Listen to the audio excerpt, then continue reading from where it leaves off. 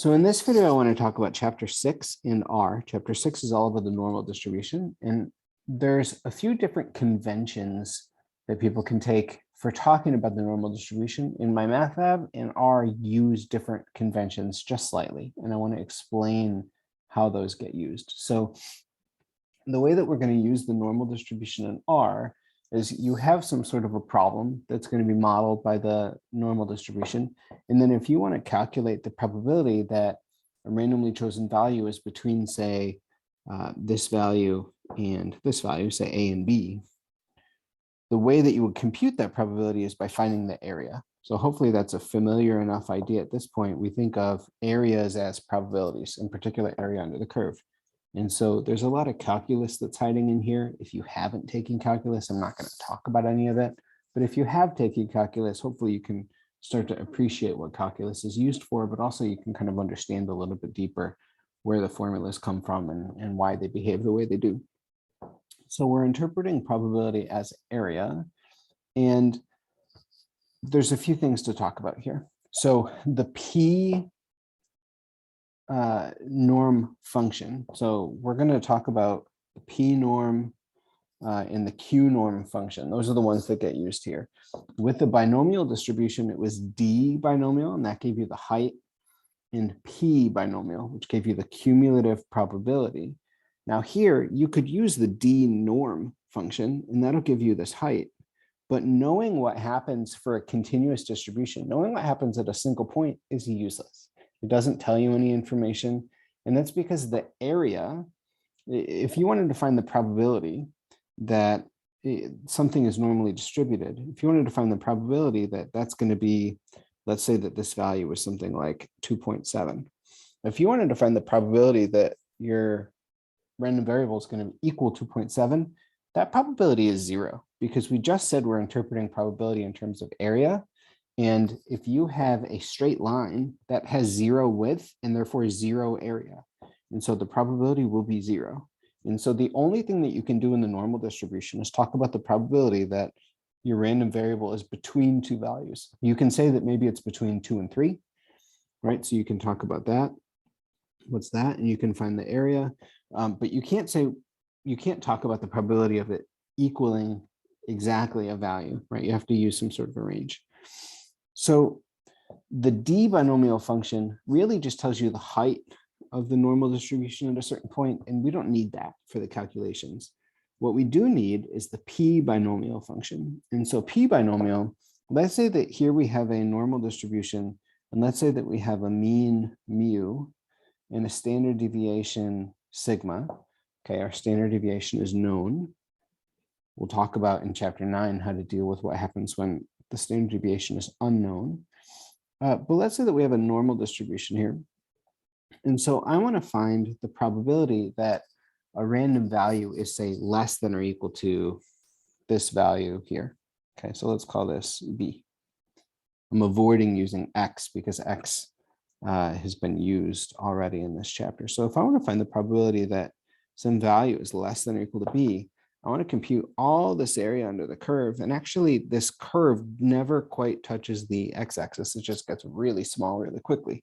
So there's very little area over there. But I want to compute that area. Now, this is an integral because there's only one way to talk about the area under the curve, right? If you want to find it, and that's with integration. You can estimate it to a certain degree. And so here we're going to find the area using the P norm function.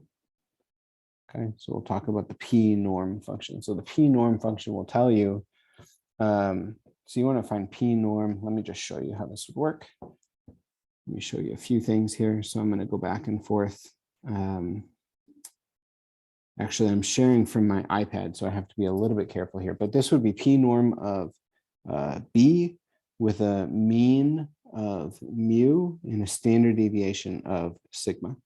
And that would be this value here.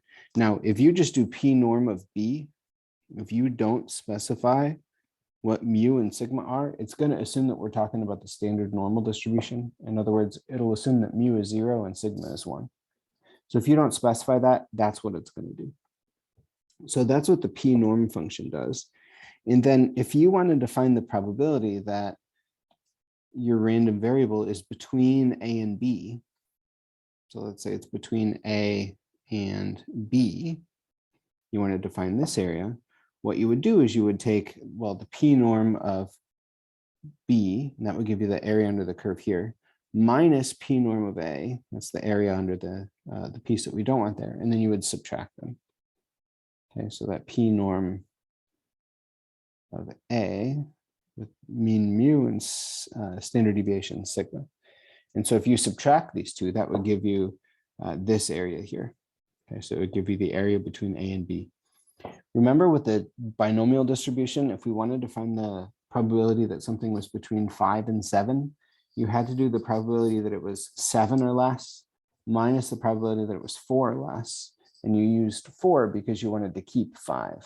But here with the normal distribution, you don't have to think that hard because you don't really care about a particular line, right? The lines have 0 area, so including that line or not including that line, if I want to find the area under the curve, it doesn't matter whether we include the vertical lines on the end or not, because vertical lines have area 0 anyways. So we don't have to think that carefully. So we can just do P norm of B minus P norm of A, and then we're done. Okay, and so that's how we can use R to figure that out. So P norm is always going to give us the cumulative probability. What I mean by that is the probability from negative infinity up to a certain point. Okay, and then we'd fill that in. That's going to be the P norm function. If I wanted to find the probability that something was greater than or equal to, let's say C. Okay, so let's say I have a C here and I want to find the probability that it's greater than or equal to C. The way that you could do that with R is you could do 1 minus P norm of C with mean mu and standard deviation sigma, because you know the total area under the curve is 1. So if you want to find this area here, it would be enough to take 1 minus the area that's missing. And the area that's missing is just easier to evaluate in R. Okay, so that's how we could do that. So that's really all I could think of as far as the P norm function there. There is a flip side though, and just a few things that I want you to be wary of. So the first thing that I want to point out is that in the handout that I have for all of the different formulas, you're going to find a standard normal table. And the standard normal table does agree with R as far as how it calculates. So it gives you the area under the standard normal curve. So again, standard normal means mean 0, standard deviation 1. And that gives you kind of a dictionary of talking about two different normal distributions. You can always standardize them. So you could always find Z is X minus mu over sigma. And then that brings your normal distribution with mean mu and standard deviation sigma into a standard normal distribution. And then you can convert back. R does everything for you, basically. You don't have to worry about that. But with R, the way that you compute P binomial is with the cumulative probability. So it does this probability to the left. Okay, and so if this was some value, say B, and the area of this region was alpha, then you would find that P norm of B with mean mu and standard deviation sigma. Let's say that this is a normal distribution with mean mu and standard deviation sigma. So remember that this value here is not the standard deviation with the variance. So if you were to do P norm of B, let me make this a little bit more legible. So P norm of B with mean mu and standard deviation sigma, that would give you this value alpha, right? That would give you this area. And on the flip side, if you wanted to figure out, if you didn't know what this cutoff was, and you wanted to figure out what is the value up to which point there's area alpha, then you would use what's called the Q norm function. And the Q norm gives you what are called critical values. And so your Q norm would say, I want to find the value up to which we have area alpha. So it would be alpha. And then if we, again, we're assuming that we have mean mu and standard deviation sigma, we would put those in as well. Okay, and then what this would give you was, this would give you that cutoff value B. And so that's the relationship between these two functions. Okay, so the P norm gives you the area, Q norm gives you the critical value or the horizontal value. I don't want to call it an X value, but it gives you the horizontal value of the curve, up to which point you have area alpha. Notice that alpha has to be between 0 and 1 because it's a probability. So if you put any value, if you put in like a 4 or something in here, it's going to say you have an error. There is no value up to which point you have area 4 because the area under the entire curve is 1. So it'll remind you that you have an error there. So the P norm and the Q norm function get used the most in chapter 6. Okay, and so that's that. The last wrinkle and the last thing that I really want to talk about as far as R in chapter 6 goes is when you use this notation Z sub alpha. So Z sub alpha is the point under the standard normal curve. So we're going to assume that we have a standard normal curve here. So what that means is we're going to have mean. Let me just draw it so it's a little bit less misleading. The picture will be worse, but hopefully it's a little bit more accurate here. So we have our standard normal distribution with mean 0 and standard deviation and therefore variance 1. And so if we wanted to find our Z sub alpha value, this is the cutoff point to which the area to the right is alpha. So this area here is alpha. And what that means is that the area to the left, what I'm coloring in green here, this green would be 1 minus alpha. And so if I wanted to find Z sub alpha, what I want to do is I want to find basically the cutoff point up to which the area is 1 minus alpha. So this would be P norm of 1 minus alpha. Okay, so I just want you to keep those two concepts in mind. The standard normal table that's on our handout and R use cumulative probability. So again, that's the probability from negative infinity up to a certain point.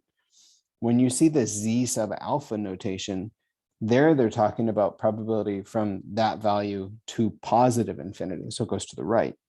And so that's making sure that this area here is alpha. Okay, so I just want to, again, keep those straight. So if you wanted to find Z sub alpha, that's just P norm of 1 minus alpha using kind of the same idea there. Okay, and so that's chapter 6 and R. I want to, in the next video or two, do a few examples of the binomial distribution and the normal distribution now that we have those under our belt.